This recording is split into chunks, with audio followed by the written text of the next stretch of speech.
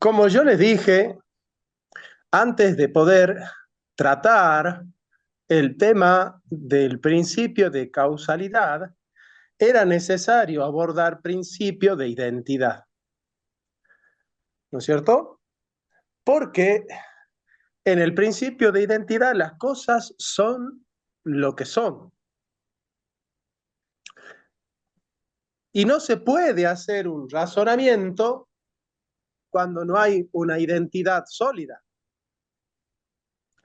Por ejemplo, si yo hago un razonamiento donde la palabra ser, donde la palabra ser significa una cosa en la premisa menor y la misma palabra ser otra cosa en la premisa mayor, bueno, no se va a poder hacer un razonamiento porque yo no puedo disponer de la identidad a placer de cada uno. ¿No es cierto? Uno no puede disponer de la identidad y decir, bueno, yo sé que dije que el ser era esto, pero ahora es otra cosa y mañana será otra cosa. Bueno, ese es el problema de no tener un principio de identidad. Yo les decía que tenía un amigo lacaniano, era psicólogo, y él decía, todo discurso del amo genera esclavos. El peronismo es un discurso del amo, pero el peronismo no genera esclavos. ¿Ven? No tiene sentido. Si todo discurso del amo genera esclavos y el peronismo es un discurso del amo, el peronismo debe generar discurso de esclavos. Lo que pasa es que él entiende discurso del amo de una manera en la premisa y discurso del amo de otra manera en la conclusión. ¿Cierto? Entonces, no se puede razonar si no hay un principio de identidad. El principio de no contradicción es también un principio fundamental. Una cosa es lo que es y no puede ser, y no ser a la vez, desde un mismo punto de vista y en un mismo tiempo, que ese sería el principio de no contradicción, ¿no? Una cosa es lo que es y no puede ser y no ser a la vez algo y lo contrario. ¿Eh? El hombre no puede ser hombre y no hombre en el mismo sentido y en el mismo tiempo. O se es hombre o no se es hombre.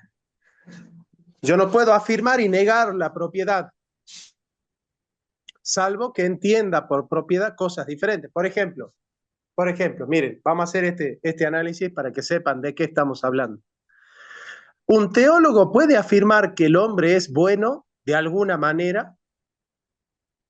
¿Le cabe la posibilidad al teólogo afirmar de alguna manera que el hombre es bueno o de ninguna manera puede afirmar eso? Debería afirmar eso. Debería ser como una premisa inicial para empezar a razonar. Asumir que el hombre es bueno por naturaleza o no.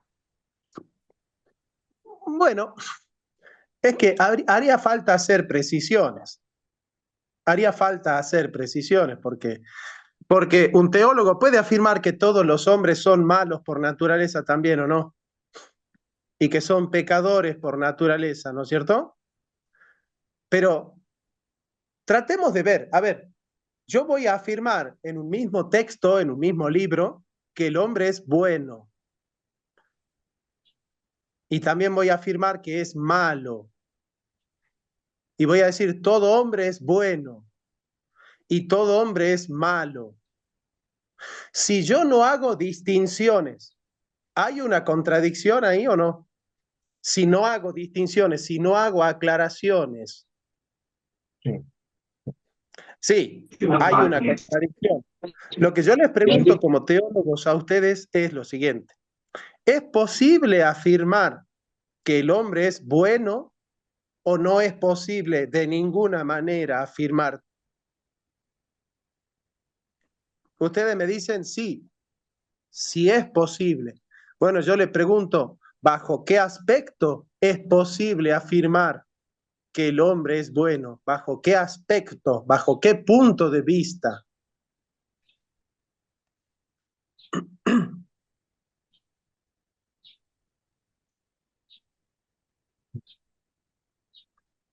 Bueno, bueno, se puede afirmar que un hombre es bueno moralmente bueno, sí, pero hay algo que ustedes quizá porque no saben de metafísica no lo afirman, pero todo hombre es metafísicamente bueno.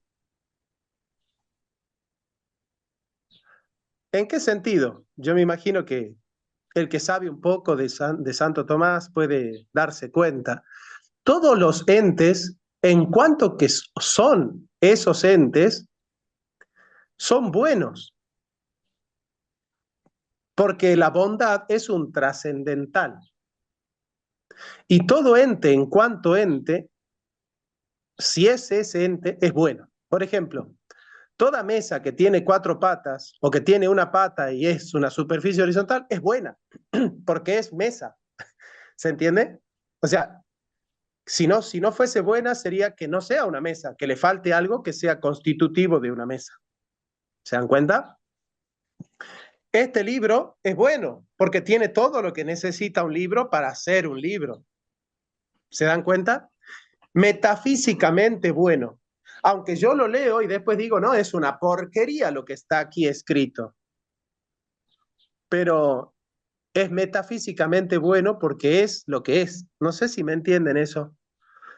Cuando una cosa es lo que es, metafísicamente es buena. ¿Por qué? Porque es lo que es. Y no le falta nada para ser lo que es. ¿Me llegan a entender eso, no? Sí, me llegan a entender. Entonces, bajo el aspecto metafísico, ¿es posible afirmar que todos los hombres son buenos? Sí. Sí, sí, sí es posible. Metafísicamente hablando, sí, porque Metafísicamente. estamos en la perfección, digamos. Eh, Exactamente. Estamos en claro, la o sea, metafísica. no en cuanto a que somos seres perfectos, pero que estamos en el acto, claro. Bien, pero también es posible afirmar que espiritualmente los hombres son malos, en cuanto que su espíritu está enemistado con el espíritu de Dios, o que su inclinación natural está enemistada con Dios. ¿Se entiende? Eso también es posible afirmarlo. Pero ¿por qué no hay una contradicción? Porque el principio de no contradicción dice que nada puede ser y no ser lo Bueno, mismo en el mismo sentido. ¿Me entienden? O sea, si yo afirmo que el hombre es bueno metafísicamente y malo metafísicamente, ahí hay una contradicción. Si yo afirmo que el hombre es bueno espiritualmente y malo espiritualmente, ahí hay una contradicción. Pero si yo afirmo en sentidos distintos una cosa y la otra, ahí no hay una contradicción. ¿Me llegan a entender eso, no? sí. Entonces, es posible afirmar cosas contrarias siempre y cuando entendamos que lo estamos haciendo desde ángulos diferentes. Por ejemplo, nosotros podemos decir, qué sé yo, acá está el profeta Juan el Bautista, ¿no? Acá lo tenemos a nuestro amigo. Nosotros podemos decir, Juan es un capo y no es un capo. ¿Por qué? Porque puede ser un capo en teología, pero no ser un capo, qué sé yo, en astrofísica. ¿Se entiende? Entonces, una misma persona puede ser en una área, en un aspecto ignorante, y en otro aspecto ser inteligente, ser sabio, ser un gran conocedor de la materia. ¿Ven? Entonces, ahí estamos, ¿no? Ahí está. Hemos visto que nosotros captamos todas las realidades en cuanto que son algo, es decir, como entidades que tienen una identidad consigo misma. Es decir, todo ente es idéntico a sí mismo. De la experiencia, del límite, de la frontera con la nada, surge la noción de no ser algo más. A través de la nada, el hombre puede descubrir que algo no es otra cosa. El no ser otra cosa es un descubrimiento de la nada. Acá yo veo la foto de Christian Arnaud, por ejemplo, ¿no? Entonces, Christian Arnaud es católico. es católico. Y no es protestante. ¿Ven? Es Amén. católico y no es protestante. En buena hora, dice, gracias a Dios. Pero ¿por qué yo puedo predicar que él no es? Porque yo tengo una experiencia de la nada. No es una experiencia ontológica, pero es una experiencia lógica. Yo me doy cuenta que cuando Cristian es católico, no puede ser protestante. ¿Ah? Salvo Edgar Pacheco, que puede ser católico y protestante, ¿no? Él quiere ser las dos cosas. No, mentira, mentira. Le damos un saludo al hermano Edgar. Pero ven, ¿por qué el hermano Edgar Pacheco, puede afirmar que él es protestante y católico a la vez? Vieron que él en todos sus videos, al igual que Néstor Díaz y tantos otros, dicen, nosotros somos católicos, dicen ellos, ¿no? Somos católicos. Les pregunto a ustedes, ¿es una contradicción que Edgar Pacheco diga que él es protestante y también católico? Sí, un contrasentido que está hablando en el mismo sentido.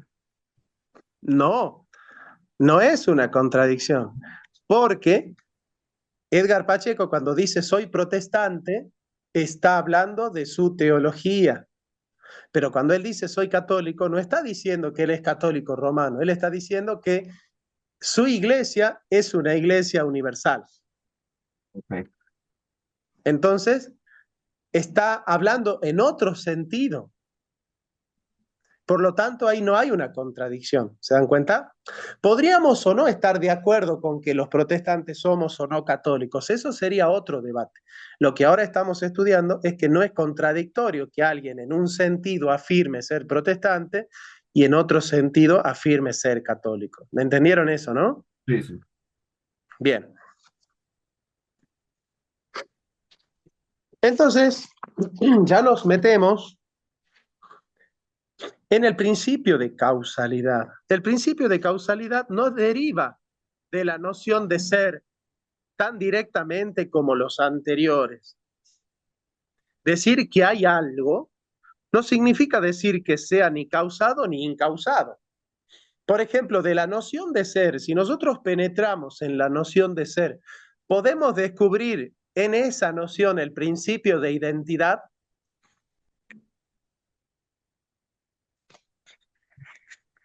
¿Cómo es? ¿Cómo es?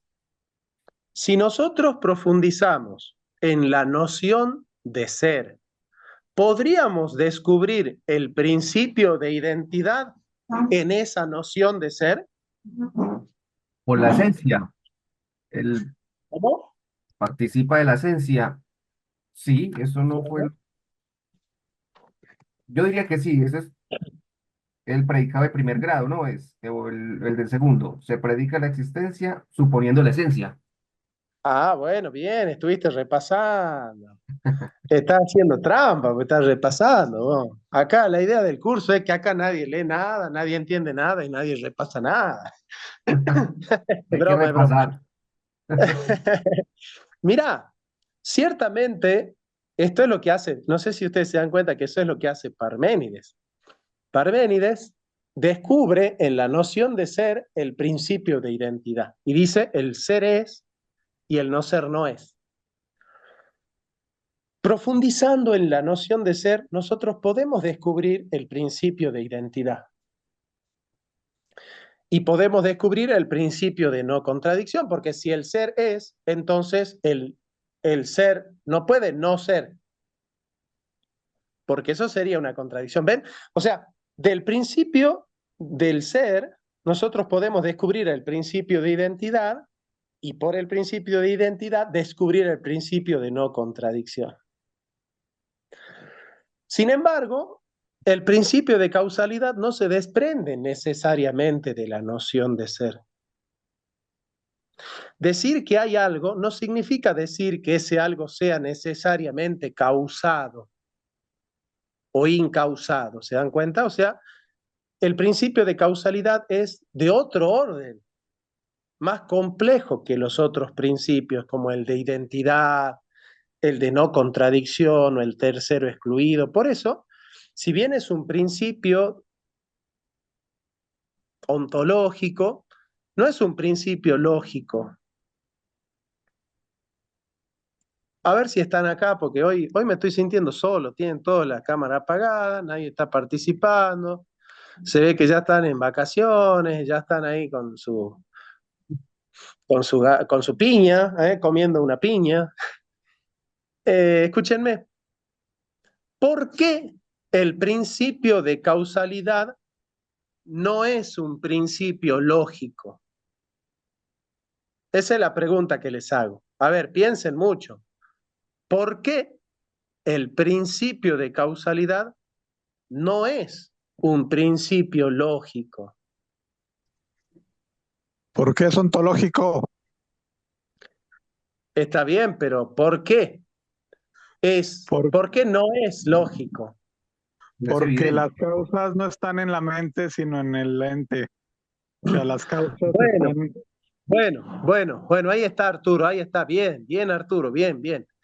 Primero, porque la causalidad no la pone la mente. Además, otra razón más importante que la que dice Arturo, a ver si la descubren. ¿Por qué el principio de causalidad no es un principio lógico? Es fundamental entender esto.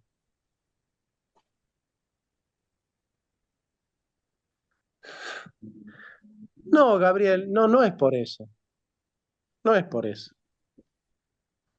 Piensen, a ver, piensen, que salga fuego de esas neuronas. A ver, piensen, ¿por qué no es un principio lógico? Arturo dio la clave. Nosotros solo tenemos que profundizar en eso que dice Arturo, que es correcto. Es ¿Qué fue lo que dijo correcto. Arturo, Jonathan? ¿Qué fue lo Qué que bueno dijo? que lo tenemos, Arturo. ¿Qué sería de nuestra vida sin Arturo? Claro. ¿Eh? Es decir, las causas no es un principio lógico porque no la pone la mente. La mente pone la razón, ¿no? Pero las causas no son de la razón, sino tienen están en el ente mismo. En cuanto a que, por ejemplo, hace 10 millones de años había causas, pero no había mente que les diera que estableciera la razón. Entonces las causas están en el ente en cuanto a ente, este, porque tienen acto y potencia, porque en las cosas, porque las causas ocurren sin la necesidad de la mente, porque las causas están en las cosas sin necesidad de que la mente les ponga intelección por la usía, porque la usía es existencia autónoma del ente y la dinámica natural de los entes es tener causas, es decir, que está fuera de la mente las causas, digamos. Es correcto lo que decís, pero hay otra idea por la cual es más claro todavía. Es lo siguiente, porque nosotros podríamos pensar una sustancia que no sea causada. Si el principio de causalidad fuese un principio lógico, sería imposible pensar en una sustancia incausada. ¿Entendieron eso? Más o Una de menos. las características de los principios lógicos es que no podemos entender nada sin ellos. Ahí está el mejor alumno de la clase, se está apareciendo, ahí está el querido Gustavo. ¿Eh? Prepárate un cafecito. Sí, gracias, gracias. Acá estamos. Bienvenido. Bueno, estamos en el principio de causalidad, Gustavo, y estamos diciendo que no es un principio lógico. ¿Por qué?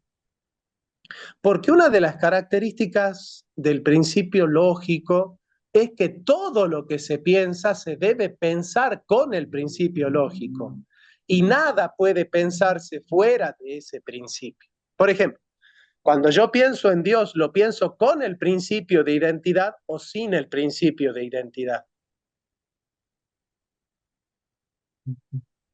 Eh, con el principio de identidad. Claro, porque yo digo Dios es Dios, ¿se Mm. entiende? Dios es Dios y no es otra cosa que Dios, ¿ven? Entonces, yo no podría pensar a Dios sin el principio de identidad. Pero tampoco podría pensar en mi perra sin el principio de identidad. Tampoco podría pensar en este RAID sin el principio de identidad. Todo lo que yo pienso, lo pienso desde el principio de identidad. Y por eso el principio de identidad es un principio lógico, porque no puedo pensar sin ese principio. ¿Me entendieron? Sí, señor. Bien, vamos con otro. ¿Yo puedo pensar en Dios sin el principio de no contradicción?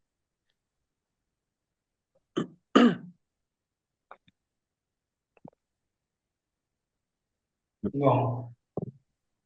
No podría pensar en Dios sin el principio de no contradicción. De otra manera, yo tendría que decir Dios es Dios y no es Dios, en el mismo sentido. Y eso sería absurdo, decir que Dios es Dios, pero no es Dios.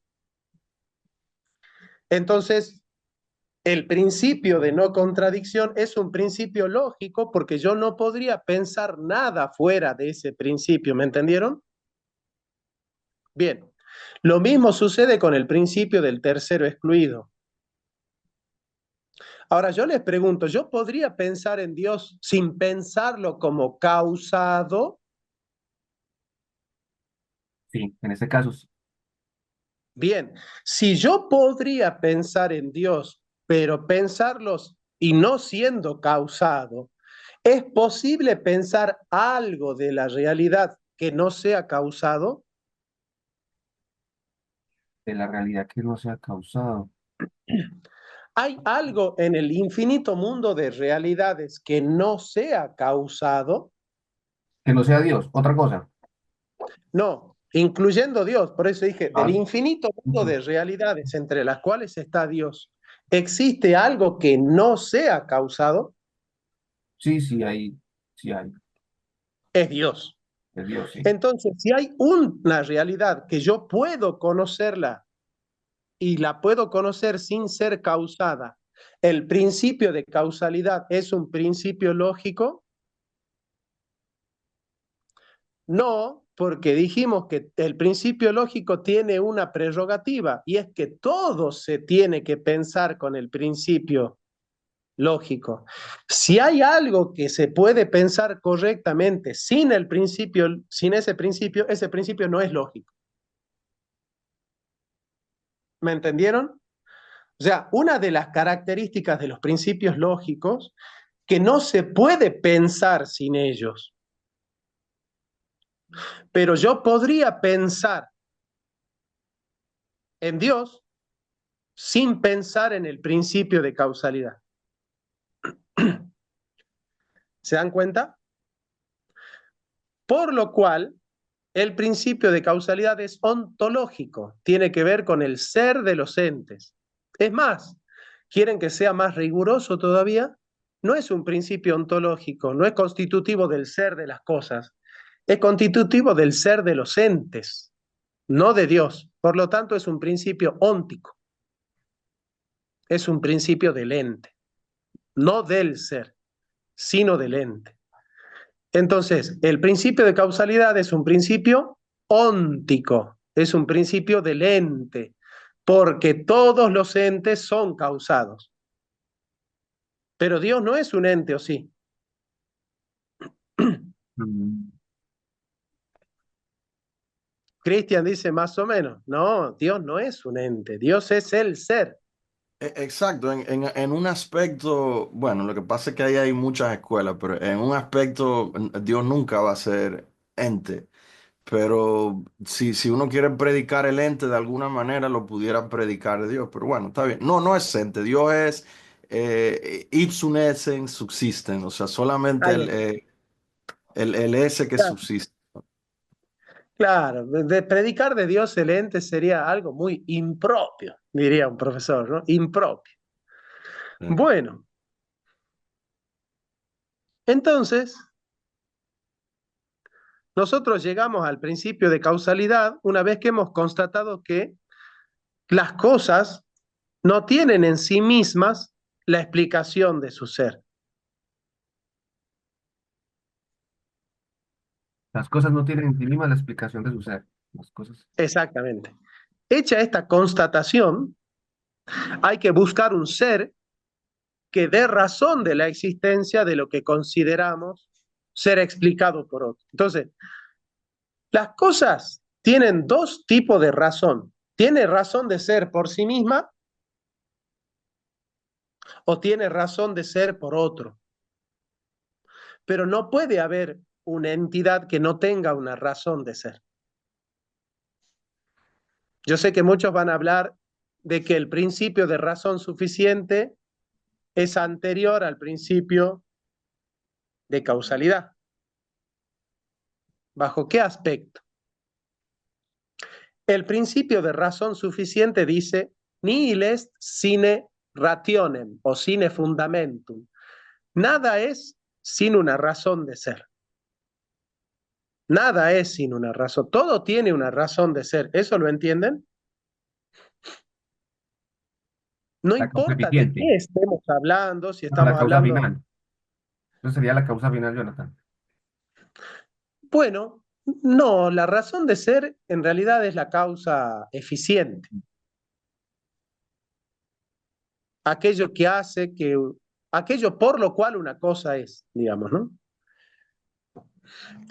Toda entidad tiene una razón de ser. ¿Dios tiene una razón de ser? Sí. Mira, Carlos dijo que no y Gustavo dijo que sí. Yo digo que sí, también. Dios tiene una razón de ser. ¿Y quién es la razón de ser de Dios? Él mismo. Él mismo. Él mismo. Entonces, miren, el principio de razón suficiente dice que nada es sin una razón de ser. ¿Entienden eso? Nada es sin una razón de ser.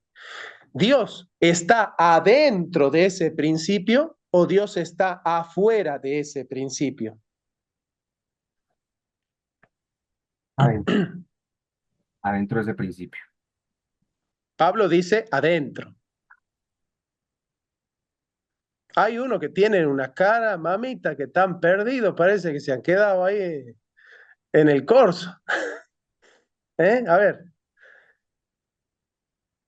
si Yo, yo, yo no atendamos a entiendo. lo que dijo Gustavo, ¿no? Atendamos a lo que dijo Gustavo. Gustavo dijo que Dios sí tiene una razón de ser. Y después aclaró Pablo y Cristian que Dios es su razón de ser. O sea, Dios es la razón de ser de él mismo. ¿Sí? Bien.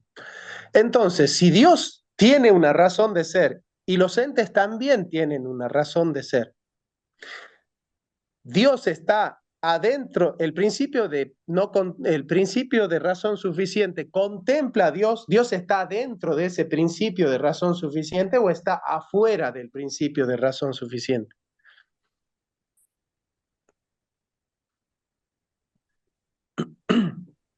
Es que el mismo, Yo entiendo la dificultad de la pregunta, pero, o sea, hay algo que se resiente a decir que Dios está dentro de algo. O sea, Dios siempre tiene que ser eh, Totalmente bueno. el eternamente otro, ¿verdad? Pero yo diría que no, que, o sea, desde que uno hable de que Dios está dentro de algo, ya eh, desde un aspecto yo lo negaría, pero el otro es el principio es explicativo de Dios. Yo diría que sí, en el sentido de que Él es ese principio, pero Mira, Dios tiene una razón de ser, aunque nosotros no la conozcamos, aunque no podamos explicarla, pero Él tiene una razón de ser, porque Él es su razón de ser. Entonces, con esto yo les pregunto, si Dios está dentro del principio de razón suficiente, porque el principio de razón suficiente da cuenta también de Dios y del ente, de las criaturas y del creador. El principio de razón suficiente es un principio lógico. Sí, eh, Sí, el sí, principio de razón suficiente es un principio lógico, lógico. Es un principio lógico, porque nosotros podríamos pensar en algo que no tenga una razón de ser. Sería imposible pensar en algo que no tenga una razón de ser. Dios también tiene una razón de ser. Lo que pasa es que Dios tiene la razón de ser en sí mismo y nosotros tenemos la razón de ser en Dios, en otro. ¿Se dan cuenta? Bien. Nosotros acabamos de descubrir que el principio de razón suficiente es un principio lógico. Y dijimos que el principio de causalidad es un principio óntico. Óntico, ¿sí? Bien. Entonces, ¿qué principio es más importante? ¿Qué principio es más trascendental, más metafísico? ¿El principio de razón suficiente o el principio de causalidad? De causalidad. El principio de razón suficiente es más metafísico porque da cuenta de Dios Exacto. y del ente. En cambio, el principio de causalidad da cuenta solo del ente, pero no de Dios. Dios tiene una razón de ser, pero no es causado. ¿Ven? Está buena esa. Me Che, gustó. a mí me están haciendo pensar que le está quedando muy grande la clase, ¿eh? Avísenme si ustedes necesitan que yo explique de otra manera, porque esto es importantísimo en la metafísica. No, no, Yo creo va bien, va bien. lo, yo creo que lo que puede aliviar si hay alguna confusión es el hecho de aclarar que la razón de Dios no es, digamos, una petición de principio, sino que es el hecho de que es primera causa, de que es motor inmóvil, ¿no? Esa es la razón primaria, ¿no? De que es No, no, necesario. no. Cuando nosotros decimos que Dios tiene una razón de ser, no decimos que Dios es la razón de ser de otra entidad, sino que Dios se explica a sí mismo, que la razón de ser de Dios es que Dios es en sí mismo, es razonable que sea, es razonable que sea, es justo que sea y es necesario que sea. ¿Por qué Es no sería una razonable. petición de principio? Escuchame, Ajá. escúchame un poquito. Cuando nosotros decimos que Dios es su propia razón de ser, decimos que que la existencia de Dios es justa, es razonable y es necesaria. Por eso Dios es su propia razón de ser, pero Dios no es causado. Entonces, el principio de razón suficiente dice, todo lo que es por una razón de ser. No, entonces tengo Dentro una del preguntita. principio, escúchenme, esperen que ahí termine. Ustedes presten atención a lo que yo estoy enseñando. ¿Qué dice el principio de razón suficiente? Todo lo que es tiene una razón de ser, ¿sí? Eso dice el principio de razón suficiente. Ahora, aquello que tiene una razón de ser la puede tener por sí mismo, Dios, o la puede tener por otro, el ente. Si yo descubro que el ente tiene su razón de ser por otro, ¿qué principio acabo de descubrir cuando yo digo que el ente tiene su razón de ser en otro, por otro? Dentro de este principio de razón suficiente, ¿qué principio acabo de descubrir? De la causalidad. El principio de causalidad, ¿se dan cuenta? O sea, el principio de causalidad es un capítulo del principio de razón suficiente. ¿Me van entendiendo? Fíjate que a mí lo que me confunde es que es como si, no sé, yo lo siento un poco como que estamos entre Leibniz y Santo Tomás.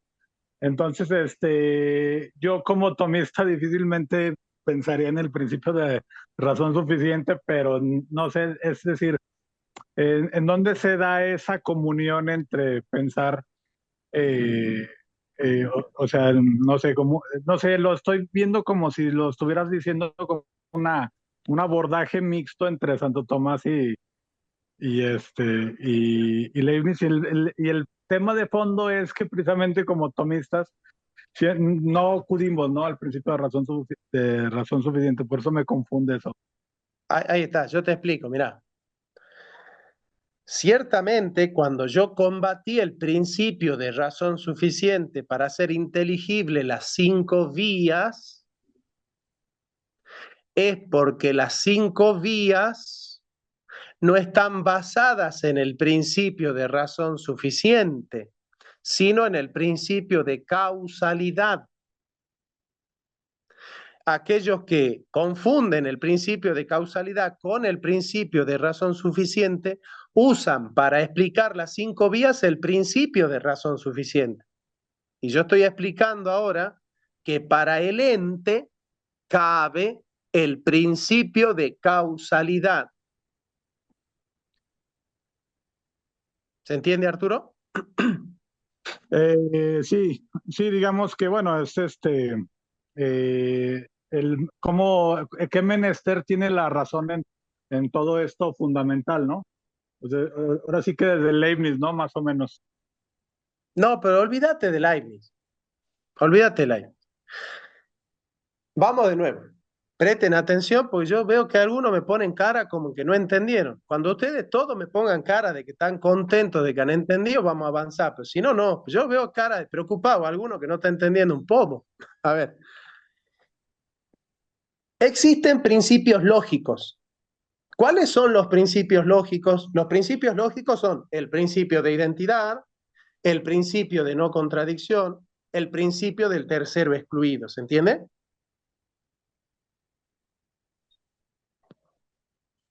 Bien, esos son los principios de la lógica. Además de esos principios lógicos sin los cuales no se puede pensar, obviamente que esos principios también son ontológicos, son principios del ser, ¿sí? Del pensar y del ser. ¿Hasta ahí estamos bien? Son principios lógicos y ontológicos, el principio de identidad, el principio de no contradicción, el principio del tercero excluido. Estos son principios que descubrió Aristóteles, ¿sí? Y que están consagrados en la filosofía, todavía, actualmente. Bien. ¿En qué consiste el principio del tercero excluido? Es un principio de la lógica que establece que una proposición solo puede ser verdadera o falsa. No puede ser verdadera y falsa a la vez. Es un principio lógico, ¿sí? Nada puede ser verdadero y falso en el mismo sentido. ¿En qué consiste el principio de no contradicción? Nada puede ser y no ser en el mismo sentido y en el mismo tiempo. Es un principio lógico y ontológico, el principio de no contradicción. Y el principio de identidad es todo ente es idéntico a sí mismo. El principio de razón suficiente es un principio lógico y ontológico. ¿Por qué es un principio lógico? Porque yo no puedo pensar en algo que no tenga una razón de ser. Todo lo que es tiene una razón de ser. Entonces pregunto, ¿Dios tiene una razón de ser? La respuesta correcta es sí, la tiene. ¿Quién es la razón de ser de Dios? Respuesta correcta, Dios mismo. ¿Se entiende? Bien. Entonces, ¿Dios es causado o incausado? Respuesta correcta, Dios es incausado. ¿Se entiende? O sea que en Dios está el principio de razón suficiente porque Dios tiene una razón de ser, pero es incausado. Porque nadie ha causado a Dios. Dios no es efecto de algo más. O sea que en Dios se divide el principio de razón suficiente y el principio de causalidad. ¿Por qué? Porque yo puedo pensar en Dios como un ser incausado, pero no puedo pensar en un Dios como un ser que no tenga razón de ser. ¿Me entendieron? Bien. Bien. Ahora, el ente, Dios no es un ente, ¿no? Dios es el ser. Vamos al ente, la criatura, las cosas creadas, la creación. El ente está dentro del principio de razón suficiente, pero el principio de razón suficiente tiene dos capítulos. Aquellos que tienen su razón de ser en sí mismo, por sí mismo. ¿Quién es el ser que tiene una razón de ser en sí mismo? Dios. Y aquellos entidades que tienen su razón de ser en otro, por otro. ¿Cómo se llaman ese tipo de entidades que tienen su razón de ser por otro? Se llaman criaturas, se llaman entes, se llama creación. Entonces, el principio de causalidad se descubre en el ser que tiene su razón de ser en sí mismo y es incausado, o en la entidad que tiene su razón de ser en otro, por otro. ¿Dónde aparece el principio de causalidad? En el ente. En los entes que tienen su razón de ser en otro, por otro. ¿Me entendieron? Entonces, ¿el principio de causalidad contiene al principio de razón suficiente o el principio de razón suficiente contiene al principio de causalidad? ¿Qué principio contiene al otro? El de De razón razón suficiente.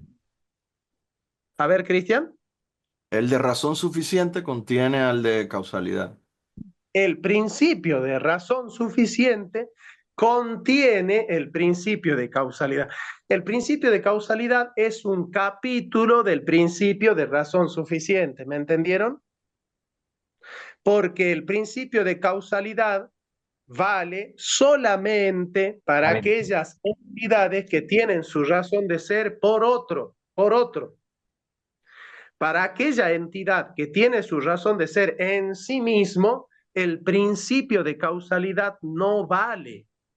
Solo vale el principio de razón suficiente. Es por esta razón que nosotros, para hablar de las 5 vías, son vías que parten de los entes o que parten de Dios. ¿Cuál es el punto de partida de las 5 vías? El ente. El ente. El ente. Entonces nosotros vamos a hacer inteligibles las 5 vías a través del principio de causalidad o a través del principio de razón suficiente. El principio de causalidad. Causalidad. Bien, han entendido. Buen ¿Se profesor, Jonathan. entendió? ¿Qué? Buen profesor. ¿Pero se entendió o no? Sí, sí, sí. ¿Por qué? ¿Por qué yo les enseño esto? Yo les enseño esto porque hay filósofos importantes en YouTube que son muy famosos, que son muy adictos a la filosofía y que ellos enseñan a estudiar las 5 vías de Santo Tomás a través del principio de razón suficiente. Y ahora yo en esta clase me estoy tomando el trabajo de explicarles por qué ese filósofo, que es muy importante, se equivoca, ¿se entienden? Eso no significa que lo que él enseña sea malo en todos sus aspectos. En ese aspecto, él está equivocado, ¿me entendieron? Ujú. En ese aspecto él está equivocado, como yo podría estar equivocado en otras cuestiones, ¿no es cierto? De las cuales él podría explicarlas y enseñar. O sea, yo no estoy diciendo que ese filósofo no sea digno de ser escuchado. Estoy diciendo que en ese aspecto ese filósofo está equivocado. Y les estoy Bueno, explicando por qué, ¿sí? sería bueno un debate, Entonces, Jonathan. No, un debate. No, yo le propuse un debate y él no quiso, justamente. Yo le Ah, propuse un debate y no quiso. en- Es más, es curioso, entonces, después de que le propuse el debate, dejó de enseñar eso. Dejó de enseñarlo. Así que parece que funcionó. Parece que funcionó. la razón suficiente de Dios está en el hecho de que yo puedo conocer qué es causa primera y yo conociendo que esa es la razón de su ser, eso le da razón suficiente, ¿no? Porque yo conozco la razón suficiente de su ser, ¿no? No, pero Dios no tiene razón de ser porque es causa primera. Él es causa primera en relación con el ente, no en relación consigo mismo. En Claro. relación consigo mismo, Dios no es causa de ninguna manera. Claro, porque es necesario, ¿no? Claro. Entonces, Dios no es causa primera en relación consigo mismo. Dios es causa primera en relación con las cosas que Él causa. Ujú. Por eso no se debe mezclar el PRS con el tomismo, ¿no? Digamos, porque ahí, en esa revoltura es donde se empieza a dar el No, no es malentender. que no se pueda mezclar. Yo puedo valerme del principio de razón suficiente, pero acomodándolo como lo estoy acomodando yo. Ok, O sea, lo que hay que yo saber acomodar. siempre enseño, lo que yo siempre enseño, escúchame, es que no se pueden explicar las 5 vías con el principio de razón suficiente. Ajá. ¿Entendiste por qué no? Sí, porque en Santo Tomás no lo necesitamos, el principio de razón suficiente. No, pero yo no dije eso, Arturo, no entendiste la clase hasta ahora. Sí, Yo, te- sí está yo estoy claro. enseñando que sí, yo estoy enseñando que sí lo necesitamos, pero no para explicar la existencia de los entes, porque Ajá, la sí, yo sé. existencia de los entes no es por el principio de razón suficiente, porque ese principio es muy general, sino por el principio de causalidad, que ese es el principio específico que utiliza Santo Tomás. Sí, sí, sí, eso está claro. Bien, bueno, avancemos entonces.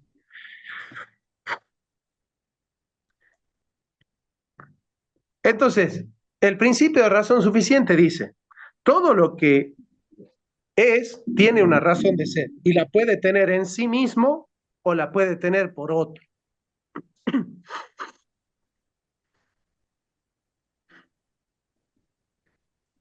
El principio de causalidad es un primer principio y como todos los primeros principios, es evidente.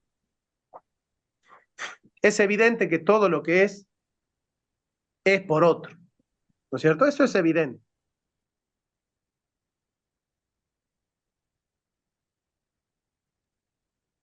Todo lo que es por otro.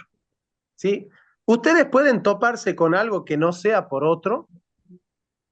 Lógicamente no. Pues si queremos ser ilógicos, pues diríamos que sí, pero no desde la lógica, desde el razonamiento. Nadie puede toparse con algo que no sea por otro. Todo lo que es ente tiene su razón de ser por otro. Los principios lógicos que son evidentes son demostrables o indemostrables. Demo- Demostrables. Son indemostrables. Vamos a meternos en un tema bien interesante de la clase. Indemostrables. Sí, vos decís que son demostrables. Vamos a jugar esa carta para que veamos por qué no es correcta esa carta. Los principios de la lógica son evidentes y todos los principios evidentes son indemostrables. Yo te pregunto, Pablo, demostrame el principio de causalidad. Demostrámelo. ¿Cómo me lo demostrarías? El principio de causalidad, demostrarlo. Claro, demostrame el principio de causalidad. Puntúa la pregunta. En-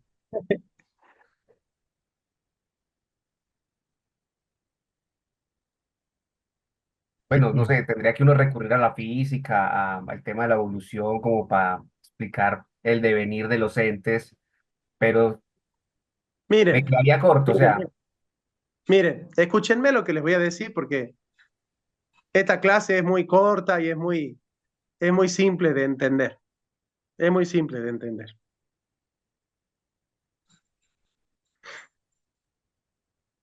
Miren,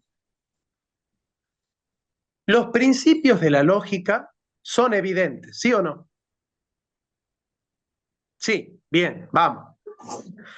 ¿Un filósofo tiene que aceptarlo al principio o tiene que demostrarlo al principio? Aceptarlo, Aceptarlo, aceptarlo, no aceptarlo. demostrarlo. Nosotros estudiamos la clase pasada el principio de la sustancia, de que los entes existen en verdad, independientemente de nuestra mente. ¿Qué filósofo trató de demostrar la existencia del mundo exterior? Y hizo de su filosofía el intento de demostrar la realidad exterior. Kant habló mucho de Kant, no.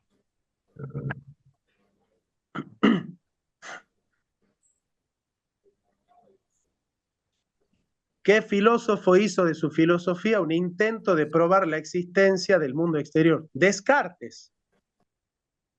¿Y por qué la filosofía de Descartes es un mamarracho? Porque intentó probar algo que es evidente. ¿Se dan cuenta?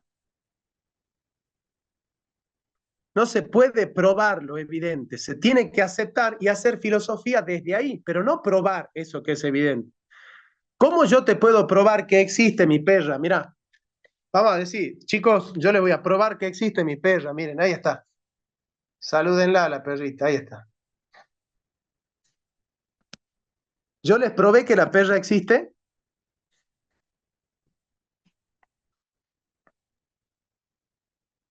No, simplemente se lo mostré. No se lo demostré, ¿se dan cuenta? Yo les estoy mostrando la existencia de la perra, pero ustedes aceptan por su razón que la perra existe ahí y no en la mente de ustedes. Pero eso es algo que ustedes ya aceptaron como principio de la filosofía. Porque Gustavo podría decirme, ah, no, pero ¿cómo puedo fiarme yo del celular? ¿O por qué me voy a fiar de mis sentidos? Si puede ser que mis sentidos me engañen. Podría pasar que mis sentidos me engañen. Está bien, yo lo probé por los sentidos, porque vos estás viendo a la perrita, ¿no? Vos la estás viendo a la perrita, ¿ves? Pero podría ser que los sentidos me engañen y me hagan ver cosas que no están ahí. Entonces, la existencia no es demostrable, es evidente. Lo evidente no se demuestra, se muestra. Lo evidente no se demuestra, lo evidente se muestra. Yo no les estoy demostrando la existencia de la perra, se la estoy mostrando. Ustedes aceptan que la perra existe, porque tienen ese principio lógico incorporado que es el principio de la sustancia, ¿me entendieron? Sí, Bien. Ahora, ¿qué pasaría? Vieron que Descartes, ¿en qué se equivoca Descartes? En que intenta probar algo que es evidente, que es el principio de la sustancia, ¿verdad? Bien. Que hay cosas que existen independientemente de mi mente, ¿verdad? Bien. ¿Qué filósofo se equivoca tratando de probar el principio de causalidad?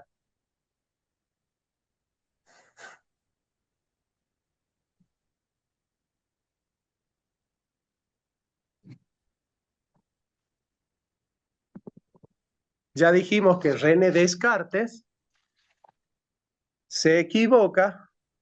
Claro, Víctor Correa se ve que sabe de filosofía. Otro filósofo que se llama David Hume.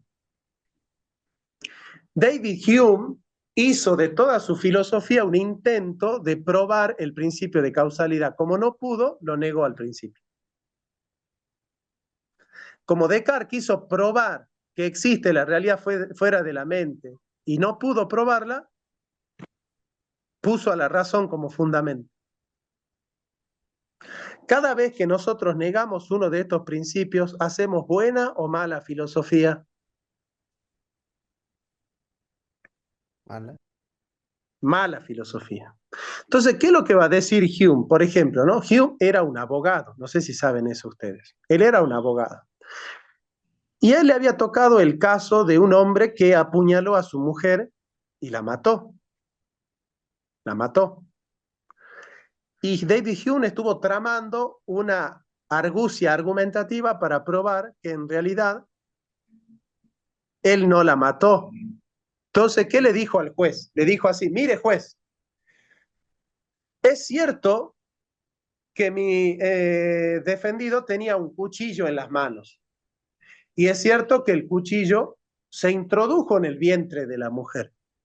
Y es cierto que la mujer murió después de esa introducción del cuchillo. Pero usted solo puede probar que la mujer antes de morir tuvo el cuchillo adentro. Y que antes de tenerlo adentro el cuchillo estaba afuera.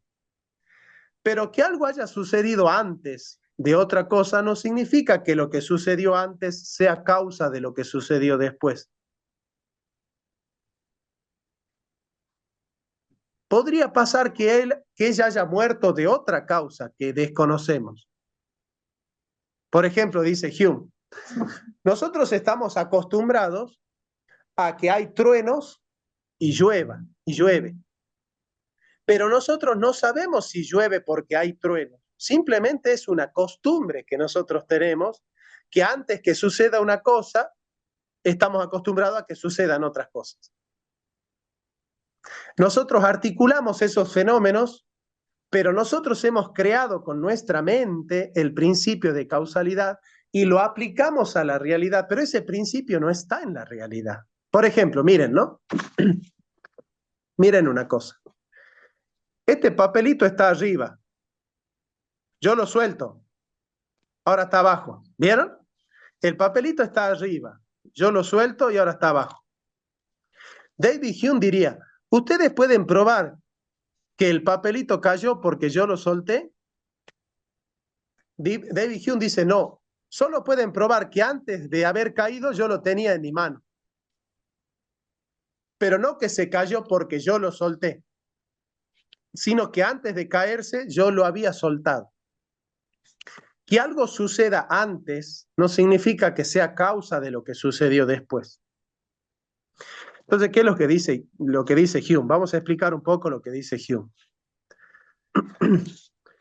Los empiristas, por negar toda distinción entre el conocimiento sensible y el intelectual, no reconocen a la mente humana la capacidad de suministrar a la conciencia realidades absolutas y leyes objetivas. La experiencia humana, nos dicen, no nos ofrece más que objetos concretos, sucesos, cosas, sin un lazo causal necesario que las determine. Si nuestra mente descubre en una mera sucesión de lazos un nexo causal, eso se debe a la ilusión de nuestra mente, a la costumbre. ¿Entendieron el argumento de Hume? Sí. O sea, nosotros estamos acostumbrados a que cada vez que sucede una cosa, posteriormente sucede otra. La experiencia solo nos da a conocer que antes de suceder unas cosas suceden otras cosas, pero eso no significa que lo que sucede antes sea causa de lo que sucede después. El hecho de yo suponer que lo que sucede antes es causa de lo que sucede después, por ejemplo, acá hay fuego y yo quemo y yo pongo el papel en el fuego y el papel se quema. Bueno, nosotros estamos acostumbrados a que antes de quemarse no estaba en el fuego y una vez que está en el fuego se quema. Ahora, que se haya quemado porque está en el fuego, ese es un nexo causal que la ponemos nosotros con la mente, no lo descubrimos en la experiencia. La experiencia no nos da a conocer que se quemó porque está en el fuego. Nos da a conocer que antes de quemarse no estaba en el fuego y que después de estar en el fuego se quemó. ¿Ven? La experiencia nos da a conocer que antes sucedía una cosa y después sucedió otra, pero la experiencia no nos da a conocer que lo que sucedió después sucedió porque algo sucedió antes. No sé si me entienden el embrollo que está haciendo David Hume. David Hume está diciendo que algo suceda después de otra cosa no significa que suceda porque ha sucedido la otra cosa. Okay. Que el principio de causalidad es la ilusión de nuestra mente.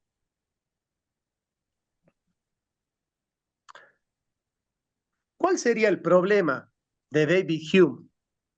Evidentemente, ¿cuál sería el problema? Que él intenta demostrar algo que es evidente, ¿me entienden? Cuando un filósofo hace de su filosofía el intento de probar o de demostrar algo que es evidente, va a hacer mala filosofía.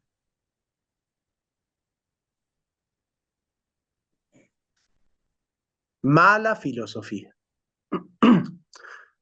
¿Cómo podrían probarme ustedes el principio de identidad? ¿Cómo podrían probarme ustedes que Gabriel es Gabriel, que Cristian es Cristian? ¿Cómo podrían probarme eso? Porque depende de un absoluto. No se puede probar. Es evidente. Las cosas que son evidentes se aceptan o no se aceptan. ¿Ves?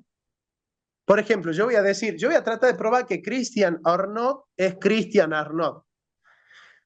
Y voy a decir, miren, Christian es Christian y ahora sigue siendo Christian. ¿Estoy probando algo? No. ¿Por qué? Porque es evidente que Christian es Christian. Si yo intento probarlo, voy a hacer mala filosofía. Las cosas evidentes no se prueban.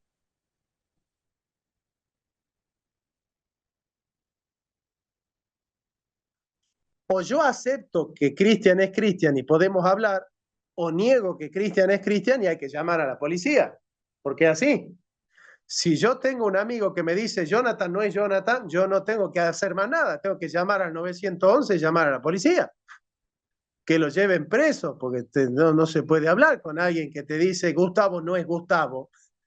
¿Te dan cuenta? O sea, los principios evidentes no son demostrables. ¿Estamos? Entonces, ¿cuál fue el error de Descartes? Intentar probar el principio de la sustancia. ¿Cuál fue el error de David Hume? Intentar probar el principio de causalidad. ¿Y por qué Descartes y Hume hicieron mala filosofía? Porque quisieron probar algo que es indemostrable.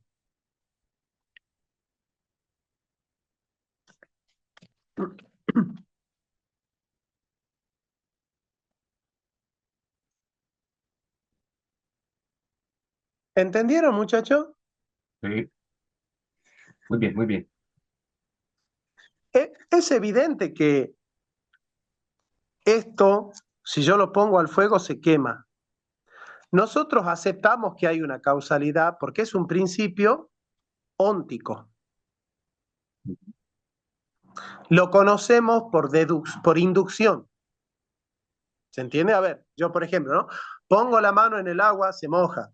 Vuelvo a poner la mano en el agua, se moja. Vuelvo a poner la mano en el agua y se moja. Vuelvo a poner la mano en el agua y se moja. Yo estoy acostumbrado a que pongo la mano en el agua y se moja. Le pregunto a David Hume, ¿por qué se moja la mano? La cara de Cristian, no lo sé. ¿Qué diríamos nosotros? Porque meto la mano en el agua. ¿Qué diría Hume? ¿Sí? Estamos acostumbrados a que metemos la mano en el agua y se moja.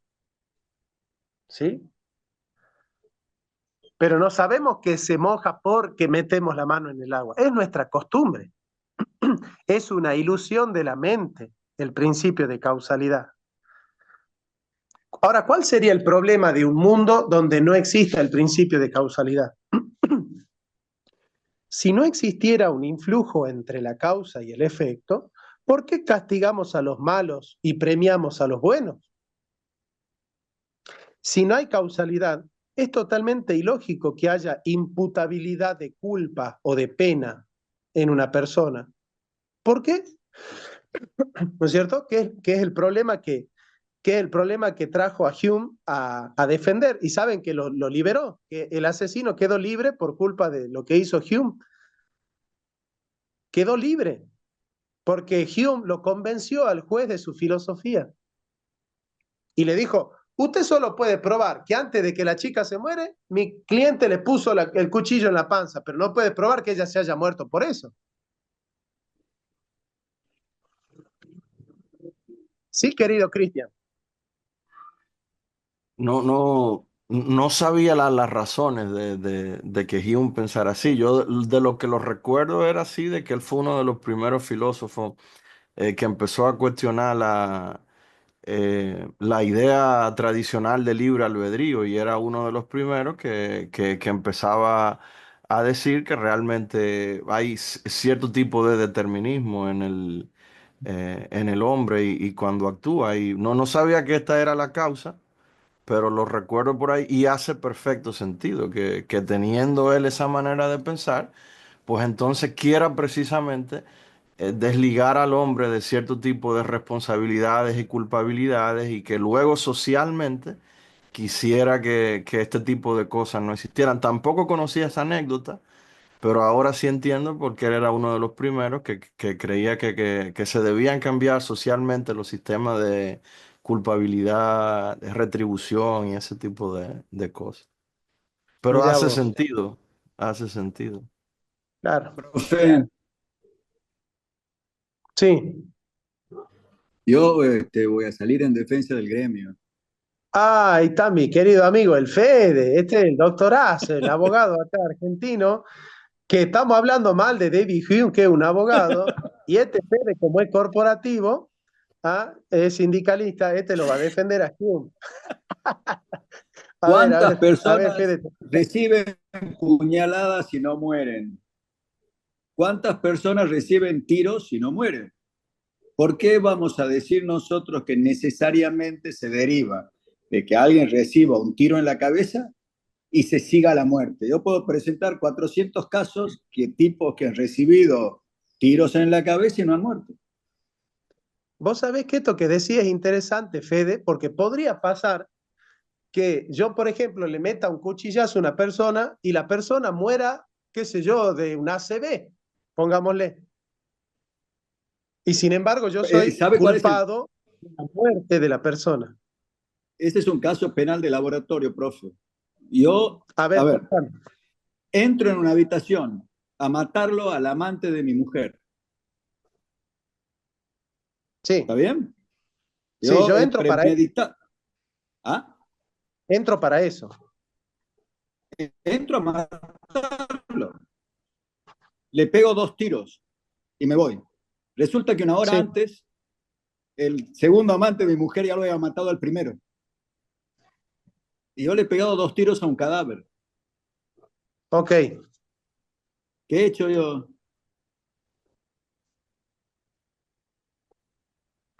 ¿Yo soy Nada, homicida? no, claro, no. O sí, Una hora antes, no. otro amante ya le había pegado 2 tiros. Ya estaba muerto. Bueno, él es el culpable, él es el homicida, él es el que produjo la muerte. Exactamente. Claro, pero yo te la pongo distinta. Suponete que yo te meto un tiro en el hombro, pero justo en ese momento, antes de que te llegue el impacto del tiro en el hombro, vos no morís por el tiro en el hombro, sino porque te da, qué sé yo, muerte súbita. Ahora, si en el laboratorio se puede probar que vos moriste de muerte súbita, ¿a mí me tienen que juzgar por asesino? Aunque yo te haya metido el tiro en el hombro. Bueno, eso lo discutimos mucho en mala praxis médica, pero se Ajá. discute casi que a diario. Esa intervención médica que no se produjo de acuerdo al acto médico, que es la forma en la que el médico debería haber actuado para solucionar ese tema. De ese acto que produjo un desequilibrio, que produjo el otro desequilibrio, que produjo otro desequilibrio, que produjo otro desequilibrio, una larga concatenación de desequilibrios que al final provocan la muerte del paciente. Hay nexo causal entre este desequilibrio, el otro desequilibrio, el otro desequilibrio, el otro desequilibrio, el otro desequilibrio, el otro desequilibrio, que al final desencadenan la muerte. El paciente entra con fiebre, 39 grados. El médico le da, bueno, aquí en Santiago le Che, daríamos es una alérgico a la Novalgina dipirona. y vete a tu casa. Ponele que sea alérgico a la dipirona. ¿Es alérgico a la dipirona? ¿Qué hacemos? Claro, ponele. El médico lo mató. Sí. ¿Puedo culpar al médico por homicidio? El médico le ha preguntado, ¿sos alérgico? No, él no sabía que era alérgico a la dipirona, pero era alérgico a la dipirona. No lo sabía, pero era alérgico. Toma la dipirona, hace un shock anafiláctico y se va al otro barrio el amigo. Qué tema, ¿no? O sea, ustedes están en esto todo el día, claro.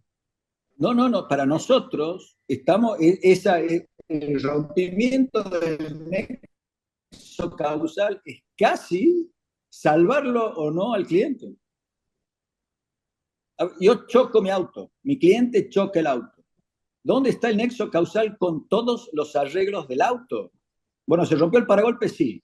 La parrilla, no sé cómo le llaman a los otros, el radiador, el ventilador, no sé, la bomba de Claro, agua, capaz que tenía todo roto, ¿viste? o capaz que fue un toquecito que no le rompió nada. Entonces, ¿qué se sigue de este choque? De este choque, no de cualquier choque. Claro. Haceme chapa y pintura también. Claro, no, fue un toquecito en el paragolpe delantero y yo quiero que me cambies el airbag, el radiador del aire acondicionado, el radiador del aceite, el bloque del motor, el asiento delantero, cambiame todo. No, bueno, no. Claro. ¿Dónde se rompe? Claro, ¿dónde se rompe el nexo causal entre el hecho y las consecuencias del hecho? Claro. Claro, porque en nuestra vida cotidiana, por ejemplo, Fede, hay una sucesión de hechos que no son causales. Por ejemplo, nosotros sabemos que la noche es después de la tarde y la tarde es después de la mañana. Pero nadie dice que la tarde es efecto de la mañana y que la noche es efecto de la tarde.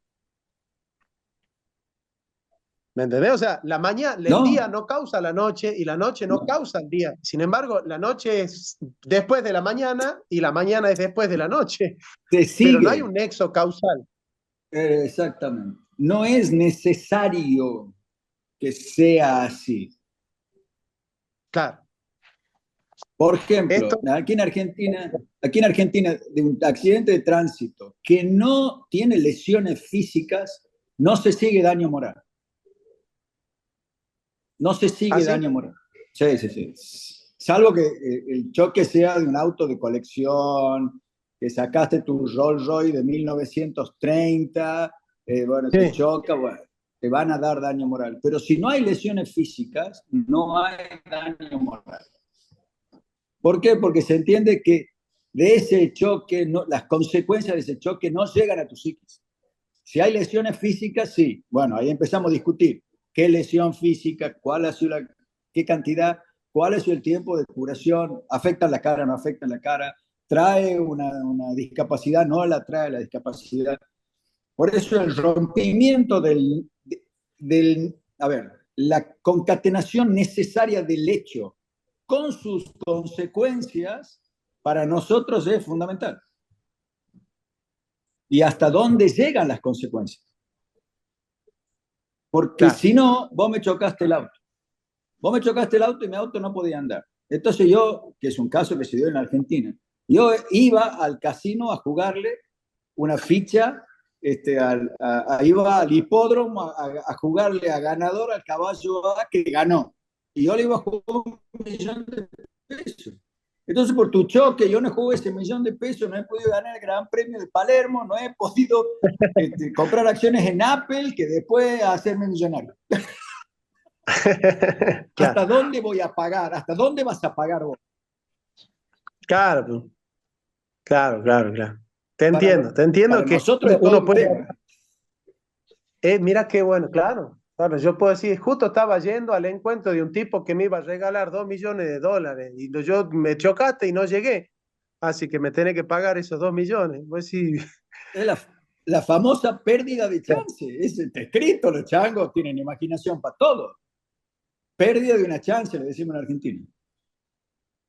Mira, Y eso es por culpa tuya. Vos me chocaste.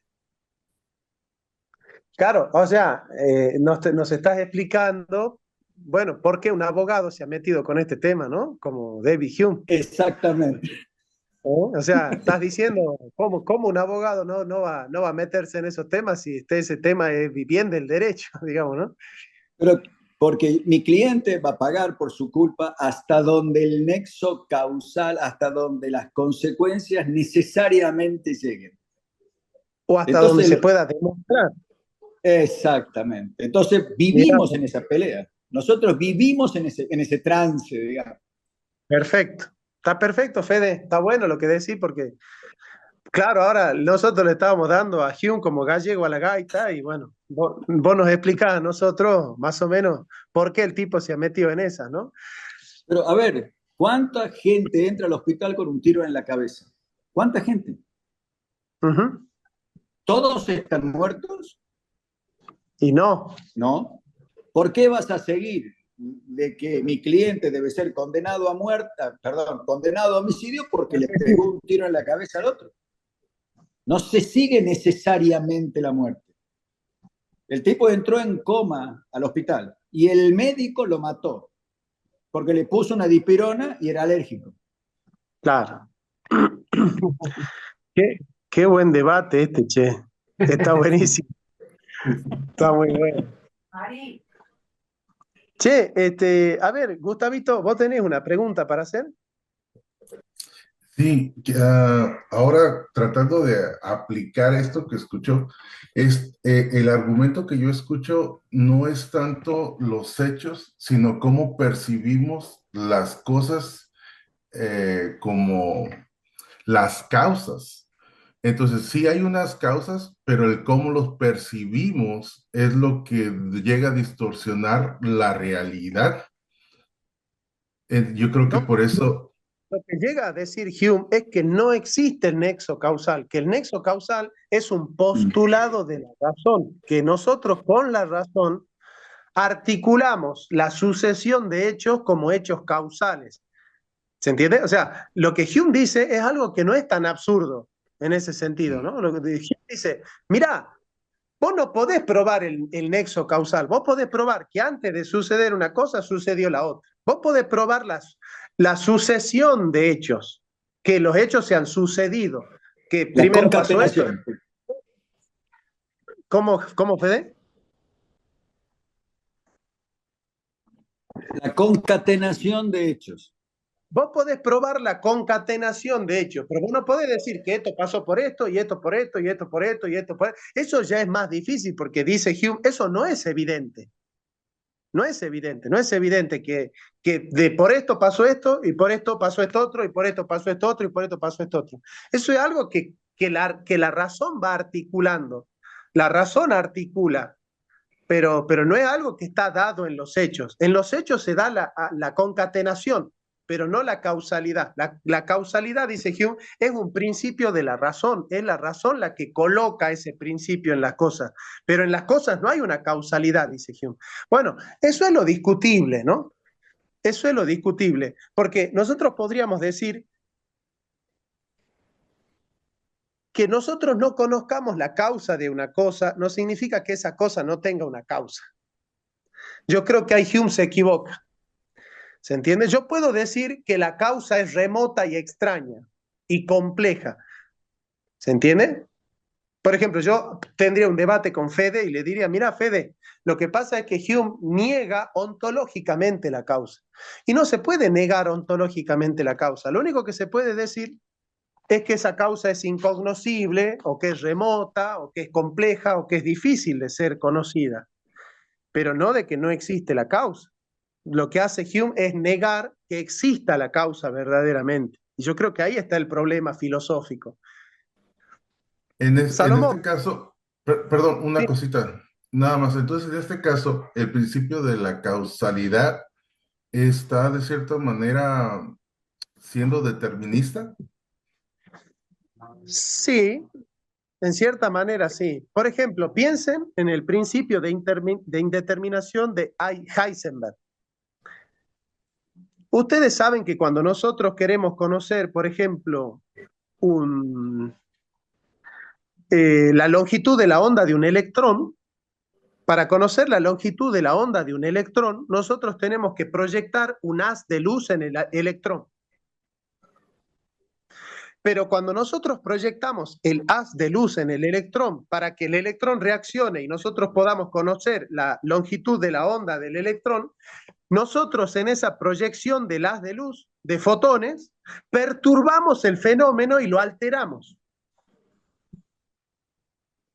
Entonces, ¿qué dice, por ejemplo, Heisenberg? Dice, como nosotros cada vez que queremos conocer un elemento cuántico, en nuestro conocimiento tenemos que arrojar un haz de luz para conocerlo, y nosotros alteramos ese fenómeno, nunca lo vamos a conocer al fenómeno tal cual es, porque nunca lo vamos a poder conocer sin arrojar ese haz de fotón de luz que nos permita conocer. Es como decir, yo para conocer cómo se comportan las hormigas, primero las tengo que sacudir. Bueno, pero entonces nunca las voy a conocer en otro estado que no sea el de sacudidas. ¿Se entiende? Entonces, pero eso sería que hay una indeterminación técnica, cognitiva, pero no hay una indeterminación en la realidad. La realidad sí está determinada. Lo que pasa es que nosotros no la podemos conocer en su determinación esencial, porque cuando nosotros la conocemos, para conocerla tenemos que alterar esa realidad. Y entonces ya no la estamos conociendo en su determinación natural, sino en una determinación artificial que creamos nosotros para poder conocerla. Esa sería como una de las críticas que le podríamos hacer al principio de indeterminación de Heisenberg, ¿no? Cristian, tenías la mano levantada.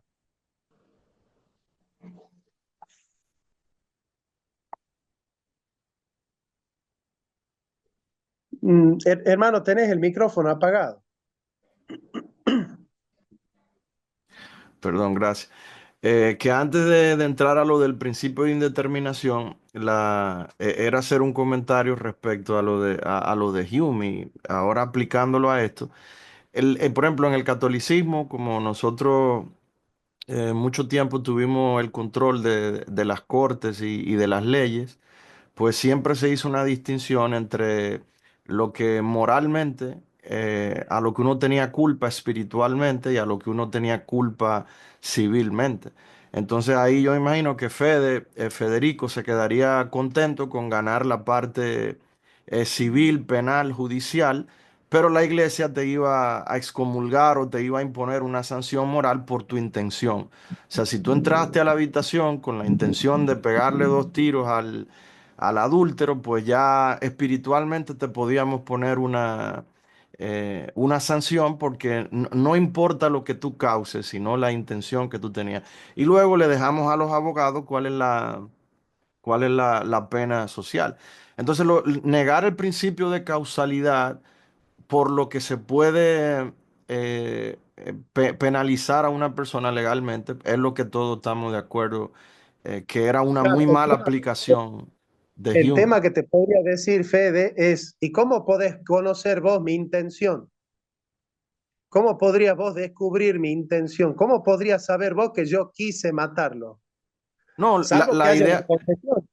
exacto. No, no, no. Y la idea es partiendo del hecho de que sea el mismo acusado el que diga, sí, yo fui con la intención de hacerlo.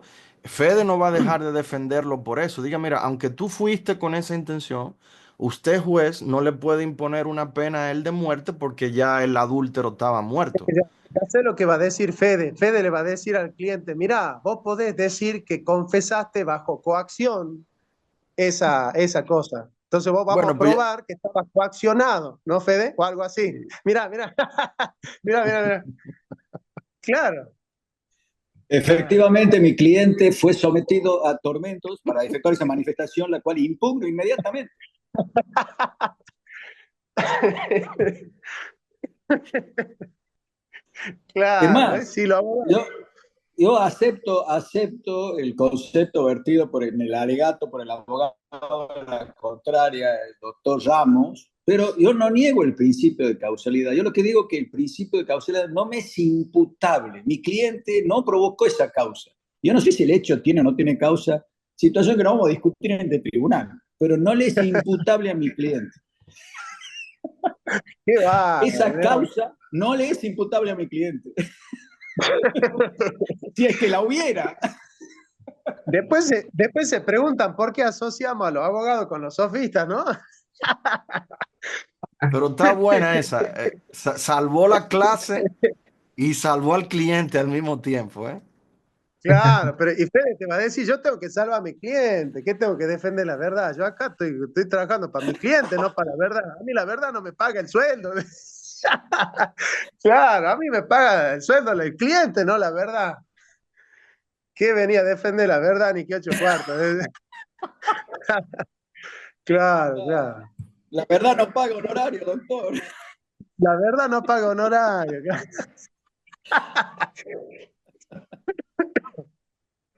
Muchachos, bueno, ya saben entonces, están invitados a mi cumpleaños, pueden venirse acá a Riobamba 1418, los espero. Les mando un Felicitaciones. abrazo, muchachos.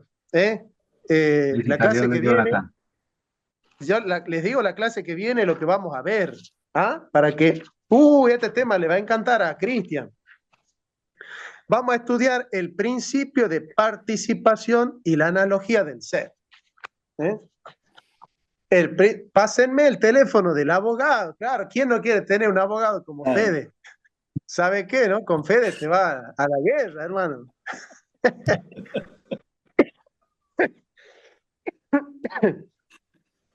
Che, muchachos, cuídense mucho. Nos vemos la clase que viene. Un abrazo, bendiciones. Un abrazo, Felicitaciones. profe. Gracias, Ay, profe. buen fin de semana. Dale. Felicidades, profe. Gracias, amigo. Gracias a todos. Nos vemos. Vete, chao.